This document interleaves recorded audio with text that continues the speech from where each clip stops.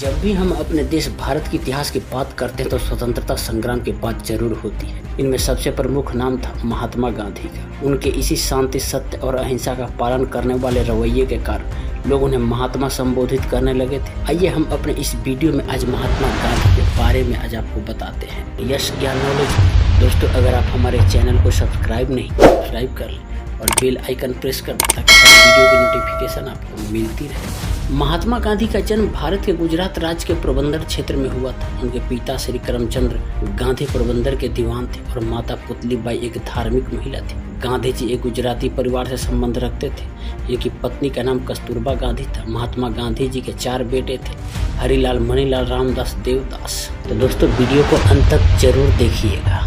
महात्मा गांधी का जन्म 2 अक्टूबर 1869 को पोरबंदर में हुआ था।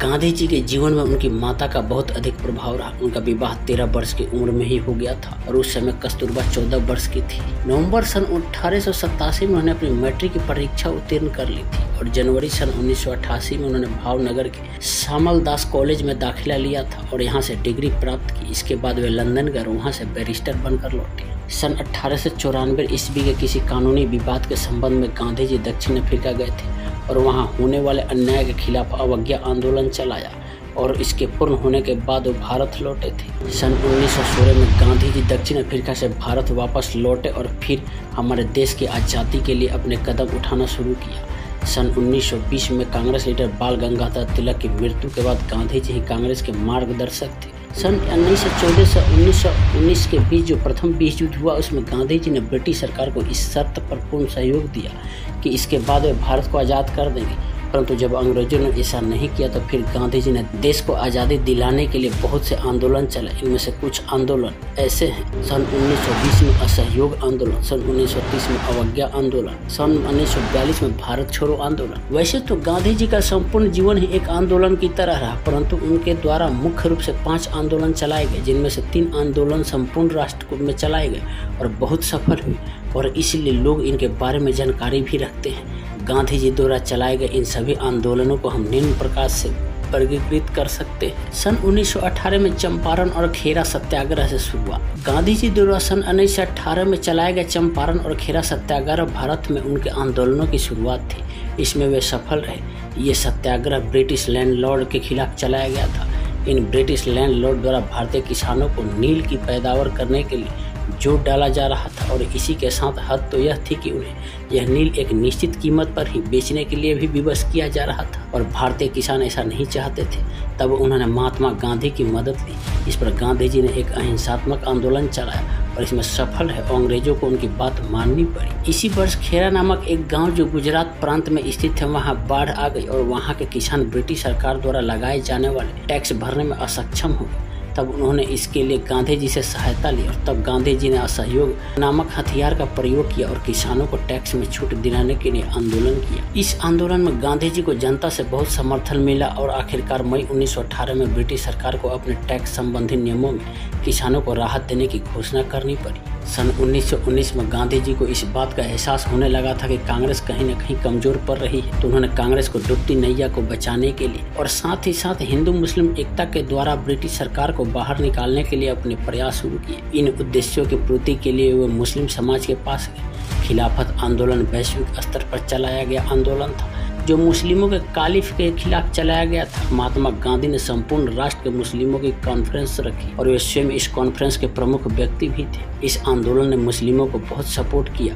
और गांधी जी के इस प्रयास में उन्हें राष्ट्रीय नेता बना दिया और कांग्रेस में उनकी खास जगह भी बन गई। परंतु सन 1922 में खिलाफत आंदोलन बुरी तरह से बंद हो गया और इसके बाद गांधी जी अपने संपूर्ण जीवन हिंदू मुस्लिम एकता के लिए लड़ते रहे, परंतु हिंदू और मुस्लिम के बीच दूरियां बढ़ती ही गई। विभिन्न आंदोलन से निपटने के लिए अंग्रेजी सरकार ने सन 1919 में रॉलेट एक्ट पारित किया। इसी दौरान गांधी जी द्वारा कुछ सभाएं भी आयोजित की गई और 19 सभाओं की तरह ही अन्य स्थानों पर भी सभाओं का आयोजन किया गया। इसी प्रकार भी की एक सभा पंजाब के अमृतसर क्षेत्र में जालियांवाला बाग में बुलाई गई थी और वहां इस शांति सभा को अंग्रेजों ने जिस बेरहमी के साथ रौंदा था, उसके विरोध में गांधी जी ने सन 1920 में असहयोग आंदोलन प्रारंभ किया। इस असहयोग आंदोलन का अर्थ ये था कि भारतीयों द्वारा अंग्रेजी सरकार के किसी भी प्रकार से सहायता न की जाए, परंतु इसमें किसी भी तरह की हिंसा नहीं। यह आंदोलन सितंबर 1920 से शुरू हुआ और फरवरी 1922 तक चला। गांधी जी द्वारा चलाए गए 3 प्रमुख आंदोलनों में से यह पहला आंदोलन था। इस आंदोलन को शुरू करने के पीछे महात्मा गांधी जी की यह सोच थी कि भारत में ब्रिटिश सरकार केवल इसलिए राज कर पा रही है क्योंकि उन्हें भारतीय लोगों द्वारा ही सपोर्ट किया जा रहा है। तो अगर ये सपोर्ट मिलना ही बंद हो जाए तो ब्रिटिश सरकार के लिए भारतीयों पर राज कर पाना मुश्किल होगा। इसलिए गांधी जी ने लोगों से अपील की कि वो ब्रिटिश सरकार के किसी भी काम में सहयोग न करें, परंतु इसमें किसी भी प्रकार की हिंसात्मक गतिविधि शामिल न हो। लोगों को गांधी जी की बात समझ में आई और सही भी लगी। लोग बहुत बड़ी मात्रा में बल्कि राष्ट्रव्यापी स्तर पर आंदोलन से जुड़े और ब्रिटिश सरकार को सहयोग करना बंद कर दिया। इसके लिए लोगों ने अपनी सरकारी नौकरियां, फैक्ट्री, कार्यालय आदि छोड़ दिए। लोगों ने अपने बच्चों को सरकारी स्कूलों और कॉलेजों से निकाल लिया, अर्थात हर वो प्रयास किया जिससे अंग्रेजों को किसी भी प्रकार की सहायता न मिले। परंतु इस कारण बहुत से लोग गरीबी और अनपढ़ होने जैसी स्थिति में पहुंच गए थे। परंतु फिर भी लोग ये सब अपने देश की आज़ादी के लिए सहते रहे। उस समय कुछ माहौल ऐसा हो गया था कि शायद हमें तभी आज़ादी मिल जाती, परंतु आंदोलन की चरम स्थिति पर गांधी जी ने चौरा चौरी नामक स्थान पर हुई घटना के कारण इस आंदोलन को समाप्त करने का निर्णय लिया। चूँकि ये असहयोग आंदोलन संपूर्ण देश में अहिंसात्मक तरीके से चलाया जा रहा था, तो इस दौरान उत्तर प्रदेश राज्य के चौरा चौरी नामक स्थान पर जब कुछ लोग शांतिपूर्ण तरीके से रैली निकाल रहे थे, तब अंग्रेजी सैनिकों ने उन पर गोलियां चला दी और कुछ लोगों की इसमें मौत भी हो गई। तब इस गुस्से से भरी भीड़ ने पुलिस स्टेशन में आग लगा दी और वहां उपस्थित 22 सैनिकों की भी हत्या कर दी। तब गांधी जी का कहना था कि हमें संपूर्ण आंदोलन के दौरान किसी भी हिंसात्मक गतिविधि को नहीं करना था। शायद हम अभी आज़ादी पाने के लायक नहीं हुए और इस हिंसात्मक गतिविधि के कारण उन्होंने आंदोलन वापस ले लिया। सन 1930 में महात्मा गांधी ने अंग्रेजों के खिलाफ एक और आंदोलन की शुरुआत की। इस आंदोलन का नाम था सविनय अवज्ञा आंदोलन। इस आंदोलन का उद्देश्य यह था कि ब्रिटिश सरकार द्वारा जो भी कानून बनाए जाए उन्हें नहीं मानना और उनकी अवहेलना करना। जैसे ब्रिटिश सरकार ने कानून बनाया था कि कोई भी नमक नहीं बनाएगा, तो 12 मार्च सन 1930 को उन्होंने इस कानून को तोड़ने के लिए अपनी दांडी यात्रा शुरू की। वे दांडी नामक स्थान पर पहुंचे और वहां जाकर नमक बनाया था और इस प्रकार यह आंदोलन भी शांतिपूर्ण ढंग से ही चलाया गया। इस दौरान कई लीडर और नेता ब्रिटिश सरकार द्वारा गिरफ्तार किए गए थे। गांधी जी द्वारा नमक सत्याग्रह की शुरुआत 12 मार्च सन 1930 को गुजरात के अहमदाबाद शहर के पास स्थित साबरमती आश्रम से की गई और यह यात्रा 5 अप्रैल सन 1930 तक गुजरात में स्थित दांडी नामक स्थान तक चली। यहाँ पहुंचकर गांधी जी ने नमक बनाया और यह कानून तोड़ा और इस प्रकार राष्ट्रव्यापी अवज्ञा आंदोलन की शुरुआत हुई। यह भारत के स्वतंत्रता संग्राम में महत्वपूर्ण चरण था। यह ब्रिटिश सरकार द्वारा नमक बनाए जाने के एक अधिकार का सीधा प्रहार था और इसी घटना के बाद यह आंदोलन संपूर्ण देश में फैल गया। इसी समय अर्थात 26 जनवरी सन 1930 को भारतीय राष्ट्रीय कांग्रेस ने पूर्ण स्वराज की भी घोषणा कर दी थी। महात्मा गांधी ने दांडी यात्रा 24 दिनों में पूरी की और इस दौरान उन्होंने साबरमती से दांडी तक लगभग 240 मील की दूरी तय की थी। यहाँ उन्होंने बिना किसी टैक्स का भुगतान किए नमक बनाया। इस यात्रा के शुरुआत में उनके साथ 78 स्वयंसेवक थे और यात्रा के अंत तक यह संख्या हजारों में हो गई थी। वहां वे 5 अप्रैल सन 1930 को पहुंचे। यहाँ पहुंचकर उन्होंने उसी दिन सुबह 6:30 पर नमक बनाकर ब्रिटिश सरकार के खिलाफ अहिंसात्मक सविनय अवज्ञा आंदोलन की शुरुआत की और इसे भी हजारों भारतीयों ने मिलकर सफल बनाया। यहाँ नमक बनाकर महात्मा गांधी ने अपनी यात्रा जारी रखी और यहाँ से वे दक्षिण की ओर के समुद्र तटों की ओर बढ़े। इसके पीछे उनका उद्देश्य इन समुद्री तटों पर नमक बनाना था। साथ ही साथ वे कई सभाओं को संबोधित करने का भी कार्य कर रहे थे। यहाँ उन्होंने धरसाना नामक स्थान पर भी ये कानून तोड़ा था। 4-5 मई सन 1930 अर्धरात्रि को गांधी जी को गिरफ्तार कर लिया गया। उनकी गिरफ्तारी और इस सत्याग्रह ने पूरे विश्व का ध्यान भारत की स्वतंत्रता संग्राम की ओर खींचा। ये सत्याग्रह पूरे वर्ष चला और गांधी जी की जेल से रिहाई के साथ ही खत्म हुआ और वे भी इसलिए क्योंकि द्वितीय गोल मेज सम्मेलन के समय वायसराय लॉर्ड इरविन नेगोशिएशन के लिए राजी हो गया। इस नमक सत्याग्रह के कारण लगभग 80,000 लोगों को गिरफ्तार किया गया था। गांधी जी द्वारा चलाया गया नमक सत्याग्रह उनके अहिंसात्मक विरोध के सिद्धांत पर आधारित था। इसका शाब्दिक अर्थ सत्य का आग्रह। कांग्रेस ने भारत को स्वतंत्रता दिलाने के लिए सत्याग्रह को अपना हथियार बनाया और इसके लिए गांधी जी को प्रमुख नियुक्त किया। इसी के तरह धरसाना में जो सत्याग्रह हुआ था उसमें अंग्रेजी सैनिकों ने हजारों लोगों को मार दिया था, परंतु अंततः इसमें गांधी जी की सत्याग्रह नीति कारगर सिद्ध हुई और अंग्रेजी सरकार को झुकना पड़ा।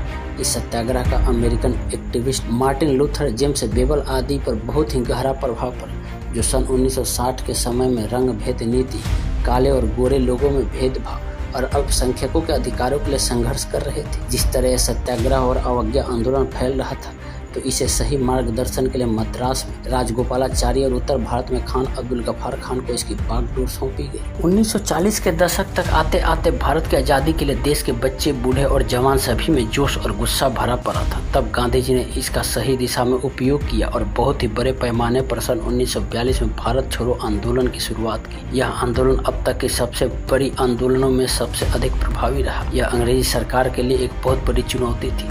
सन 1942 में महात्मा गांधी द्वारा चलाया गया तीसरा बड़ा आंदोलन भारत छोड़ो आंदोलन, इसकी शुरुआत महात्मा गांधी ने सन 1942 में की गई, परंतु इसके संचालन में हुई गलतियों के कारण यह आंदोलन जल्द ही धराशायी हो गया, अर्थात यह आंदोलन सफल नहीं हो सका था। इसके असफल होने के पीछे कई कारण थे, जैसे इस आंदोलन में विद्यार्थी, किसान आदि सभी के द्वारा हिस्सा लिया जा रहा था और उनमें इस आंदोलन को लेकर बड़ी लहर थी और आंदोलन संपूर्ण देश में एक साथ शुरू नहीं हुआ, अर्थात आंदोलन की शुरुआत अलग अलग तिथियों पर होने से इसका प्रभाव कम हो गया। इसके अलावा बहुत से भारतीयों को ऐसा भी लग रहा था कि यह स्वतंत्रता संग्राम का चरम है और अब हमें आज़ादी मिल ही जाएगी, और इनकी इस सोच ने आंदोलन को कमज़ोर कर दिया। परंतु इस आंदोलन से एक बात ये अच्छी हुई कि इसे ब्रिटिश शासकों को यह एहसास हो गया था कि अब भारत में उनका शासन नहीं चल सकता, उन्हें आज नहीं तो कल भारत छोड़कर जाना होगा। इस तरह गांधी जी द्वारा उनके जीवन काल में चलाए गए सभी आंदोलन ने हमारे देश की आज़ादी के लिए अपना सहयोग दिया और अपना बहुत गहरा प्रभाव छोड़ा।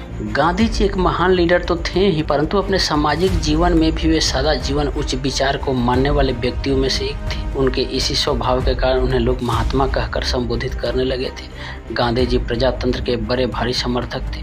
उनके दो हथियार थे, सत्य और अहिंसा। इन्हीं हथियारों के बल पर उन्होंने भारत को अंग्रेजों से आज़ाद कराया। गांधी जी का व्यक्तित्व कुछ ऐसा था, उनसे मिलने पर हर कोई उनसे बहुत प्रभावित हो जाता था। गांधी जी ने समाज में फैली छुआछूत की भावनाओं को दूर करने के लिए बहुत प्रयास किए। उन्होंने पिछड़ी जातियों को ईश्वर का नाम हरिजन नाम दिया और जीवन प्रयत्न उनके उत्थान के लिए प्रयासरत रहे। 30 जनवरी सन 1948 को नाथूराम गोडसे द्वारा गोली मारकर महात्मा गांधी की हत्या कर दी गई। उन्हें 3 गोलियां मारी गई थी और उनके मुंह से निकले अंतिम शब्द थे हे राम। उनकी मृत्यु के बाद दिल्ली में राजघाट पर उनका समाधि स्थल बनाया गया। महात्मा गांधी जी 79 साल की उम्र में वे सभी देशवासियों को अलविदा कहकर चले गए। विदेशी आंदोलन भी चलाया था, जिसमें उन्होंने सभी लोगों से विदेशी वस्तुओं का बहिष्कार करने की मांग की और फिर स्वदेशी कपड़ों आदि के लिए स्वयं चरखा चलाया और कपड़ा भी बनाया। गांधी जी ने देश विदेश में कुछ आश्रमों की भी स्थापना की, जिसमें टॉलस्टॉय आश्रम और भारत का साबरमती आश्रम बहुत प्रसिद्ध हो। गांधी जी आत्मिक शुद्धि के लिए बड़े ही कठिन उपवास भी किया करते थे।